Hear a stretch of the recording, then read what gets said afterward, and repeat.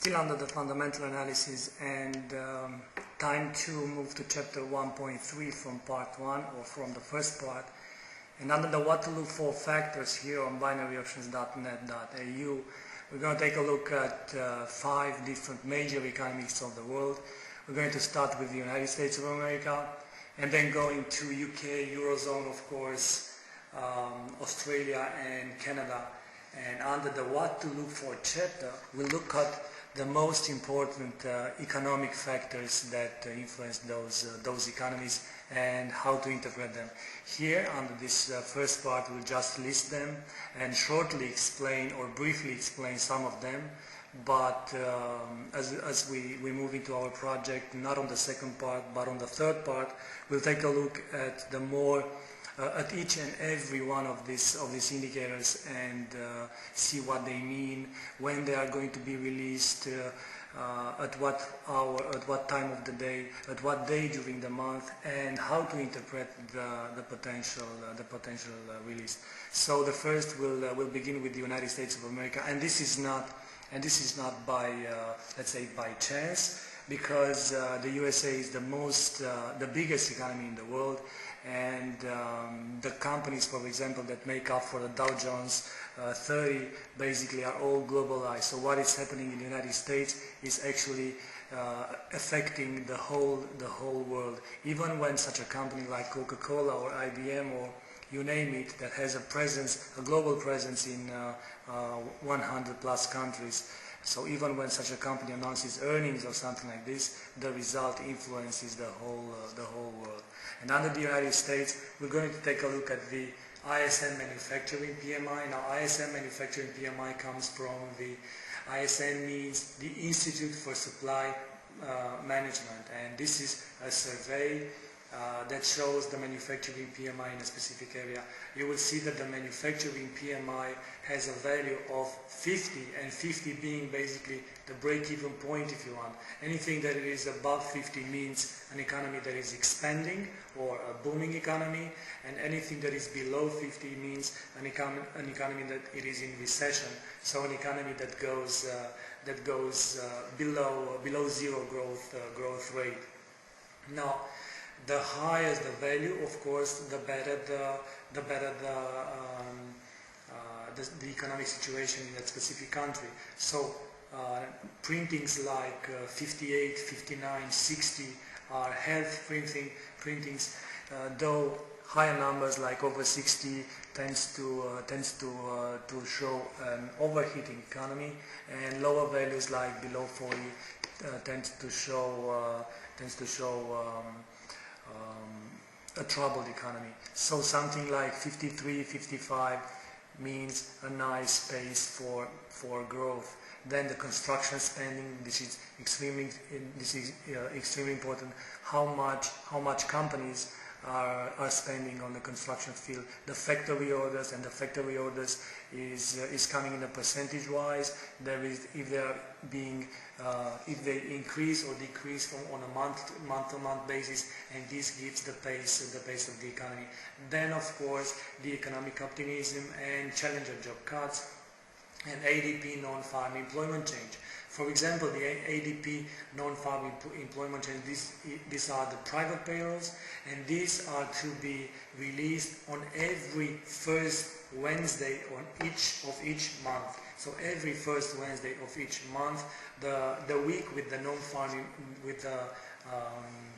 non-farm payrolls, you'll have the ADP non-farm employment change, and this is one of the most watched numbers by traders all over the world, as it shows if an economy adds jobs or not. But we will have each and every these indicators, and we will take a look at what it means and how to be interpreted when it is released, and so on and so forth. Then of course the trade balance. The trade balance, you will see, is an indicator that goes when you're looking for all the economies and try to analyze them. The trade balance is one of the most important of them all. Then the unemployment claims. The unemployment claims means the people that are applying for the unemployment benefits. The higher the number, let's say the negative for the economy. The lower the number, then the positive on the economy. Then of course you have the ISM non-manufacturing PMI. So while on the previous slide you've seen the ISM manufacturing PMI, and now it is ISM non-manufacturing PMI. Now the ISM again comes from the Institute of Supply Management.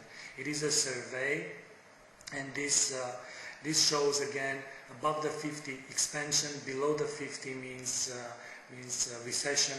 But in big economies, in important economies in the developed world, let's say the percentage part in the non-manufacturing PMI is more important than the one in the manufacturing PMI. Why? Because all these big economies like the United States, US or UK or the Eurozone or Australia or Canada that we are going to look for, they are service-based economies, and these service-based economies basically should be, let's say, more clearly analyzed under this non-manufacturing PMI. Then of course the non-farm employment change and the unemployment rate. These are to be released on each Friday. So again, on each Friday, the first Friday of the month. And this is, from my point of view, the most important economic release of them all from all over the world. So if you look for things to move or for things to have the tendency to move, then, and you're looking for high levels of volatility, then you should look for the moment when the non-farm employment change and the unemployment rate in the United States is going to be released. For example, right now, this is one of the most important releases. Why? Because the United States pegged the unemployment rate to the quantitative easing program that it is running in the United States, and this peg is being made to the 6.5% level. That means that until the economy improves and the unemployment rate gets down to 6.5%, then the Fed will keep the quantitative easing and therefore the stimulus for the US economy. And this is influencing the global trade over the world and the global economy, because we are living in a globalized world.